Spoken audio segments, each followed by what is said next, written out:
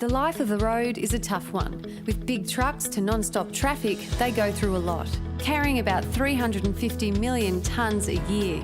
Vic Roads is responsible for managing and maintaining 25,000 kilometres of our freeways and major connecting roads, connecting people to homes and jobs and keeping our economy moving. From Gippsland to the Grampians, through to Goulburn and the Princess Highway, there's a lot to take care of and we're getting on with the job. It's called the arterial road system because it's like the heart pumping blood to the outer reaches of your body. Most of our network was built 60, 70 years ago, particularly post-World War II, and they're all getting to the end of their life. We're out there basically 24/7 on call. We fixed 13 million square metres of roads, mowed over 30,000 kilometres of grass and spent over $500 million on road maintenance. You may see us on the roads. If you do, watch out for our flashing lights. Slow down and keep an eye out for workers. To find out what's happening in your area, visit the Vic Roads website.